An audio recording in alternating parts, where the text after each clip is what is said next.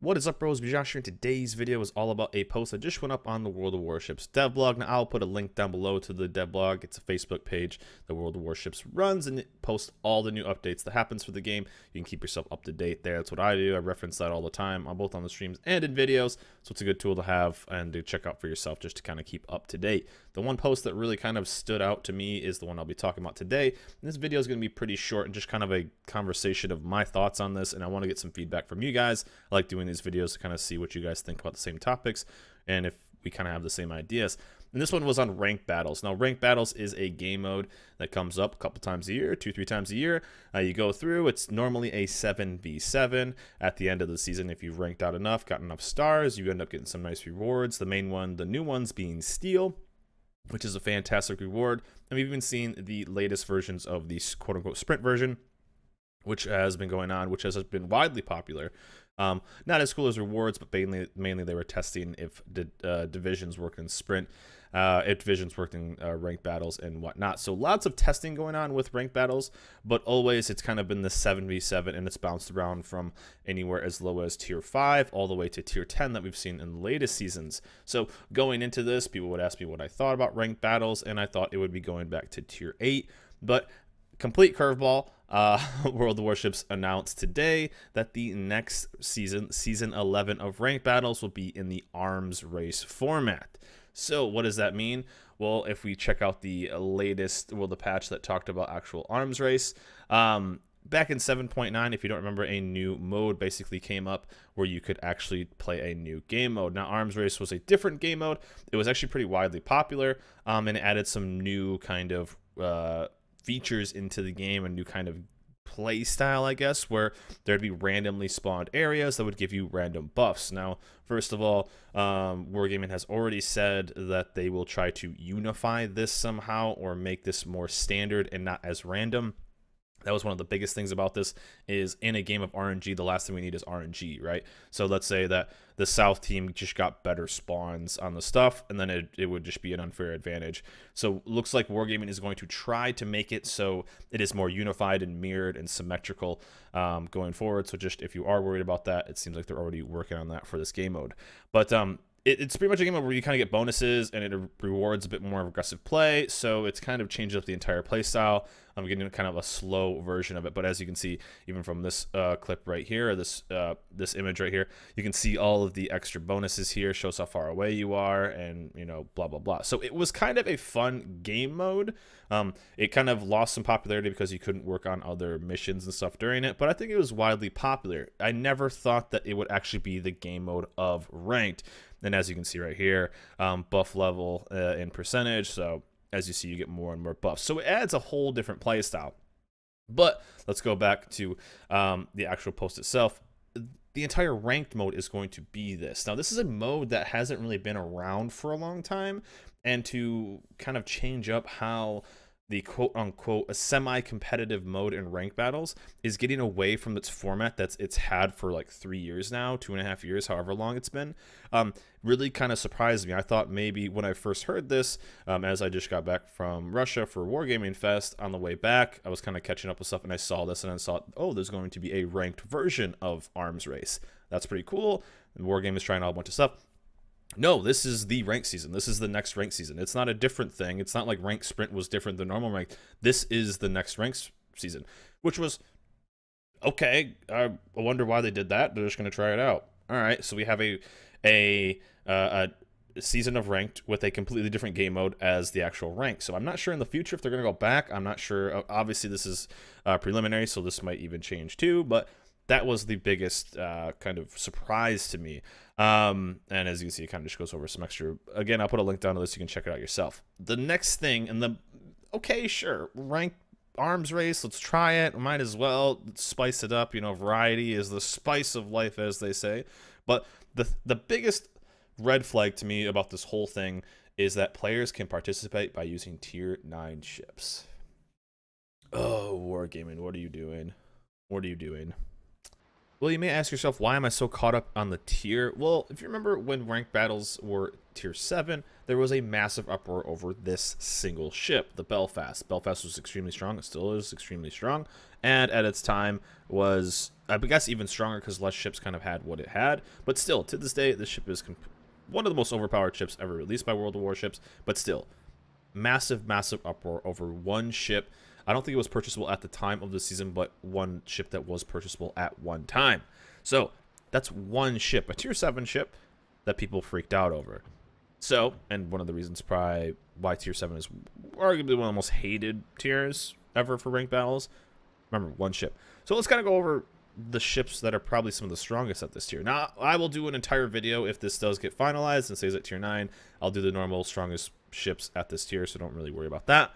But let's kind of go down, and I highlighted these ones for a reason, is battleships. You have the Musashi. Now, work with me here. It's a Yamato at tier 9. And before somebody tells me about all the differences that this ship has compared to the Yamato, it's a Yamato at tier 9.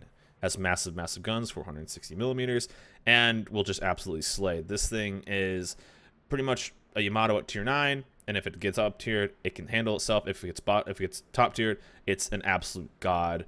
And I think probably one of the strongest, if not the strongest. I think this and the Missouri kind of fight it out, but in just a 1v1 battleship situation, the Musashi is the strongest at tier 9. And yeah, so let's keep going. Missouri, still to this day, the only battleship with radar. Basically, the only way you can get this is through super containers right now and Christmas containers. Still, absolutely insane. Kronstadt, fantastic. Probably the strongest cruiser in the game right now. You know, that's going to be up to the certain player base, but this thing is an absolute beast. Very tanky, massive health pool. Radar, it's just overall a really, really, really good ship. So what do these ships all have in common? Well, not so much the Missouri, but the Kronstadt and the Musashi is 8.0. They're leaving the game because they're currently purchasable by free XP, Musashi by coal. Both of them free XP, Musashi as well by coal. That's kind of interesting. So you look at basically the three of the strongest ships at this tier, and you go, okay, 8.0, which maybe when the season actually hits, 8.0, this is leaving. This is already gone. Kronstadt is leaving in 8.0. Now, I'm assuming it's going to be 8.0. It could be farther down the road. Who knows? But still, 8.0, we know that the Kronstadt and the Musashi are leaving the game. Now, just a little side note, I know that these ships these three I'm talking about right now, can all be found in super containers and Christmas containers. I just don't really look at that as I guess, a consistent way of achieving these. So when I say not available or not, you can't get them, obviously you can through those means, especially if we talk about super containers. I just don't really consider that a viable way to actually get ships. It's such a low percentage. So I just want to kind of note that. So when I say these aren't available, I'm talking in kind of the bigger scene of things. You can't just go out and research it or purchase it, really. But yeah, so you have the two strongest battleships that basically won't be available. You have the strongest cruiser. I guess depends, on your place on everything. That we have the Alaska coming up, which was currently work in progress last time we tested it. Who knows down the timeline when that will be released and how it will be released. But the Alaska will still be hard to get. I mean, even if it's free XP, it'll still take people, the majority of people, a while to get that, if it is. And if it's coal, that's an even longer grind because of the amount of coal you get on average per day. So we're talking about all of these ships that are head and shoulders above tech trees. Musashi versus Izumo? Give me a break. There's no competition here. Missouri versus Izumo, there's no competition. I mean, you look at the rest of the tech trees. Now, there are a couple standouts, like the Kitakaze is extremely good, almost overpowered. You have it really good. This is a really, really good DD tier. But if you kind of look at the cruisers and the other battleships, I mean, it's not even fair.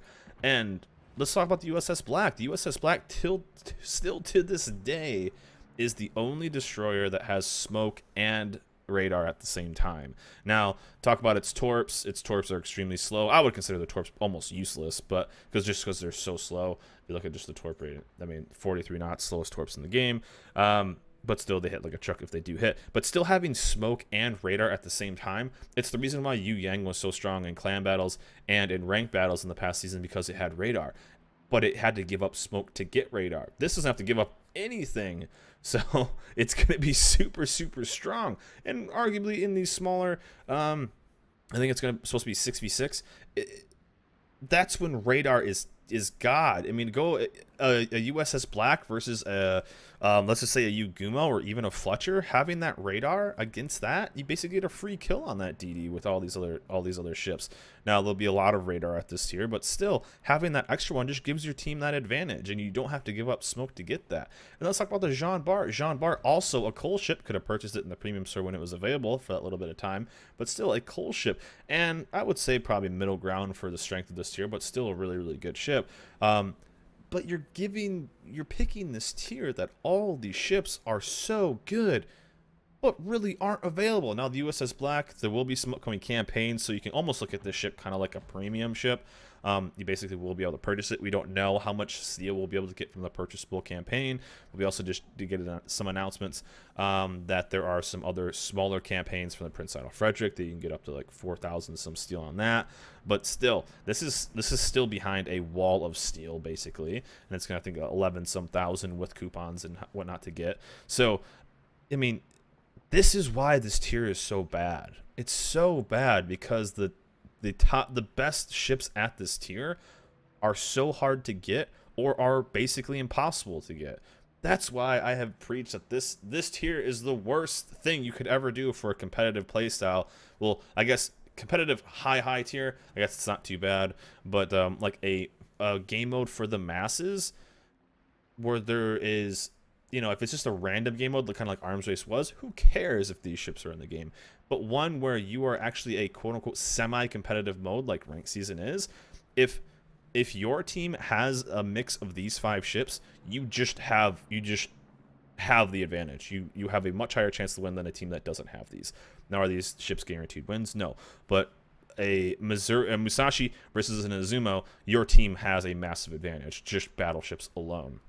So this was kind of something that kind of surprised me, that not only are they doing ranked battles in a different game mode, they're using Arms Race as the ranked battle. So weird kind of mixtape they're doing with that. They're making it tier 9, which I think is by far the worst tier they could have ever done. Also, one thing that they announced on the dev blog today is that the CV rework will be hitting in 8.0 as well. Funny little side note is that there are no CVs at tier 9, so we won't have to see them, I guess. So I thought that was just kind of funny. But anyways, kind of want to do this quick little discussion video. Let me know what you guys think in the comments below. If it is tier 9, what ship are you guys going to use to rank out in? And what do you guys think about it being Arms Race instead of just the normal game mode? Are you okay with that? And what do you guys think about tier 9 in general? I'm interested to hear what you guys have to say. Maybe I am wrong on this. Maybe tier 9 will be a fun tier. But anyways, guys, that's going to be it for me. Hope you guys enjoyed this video. Remember, like, subscribe, and I'll see you guys next time.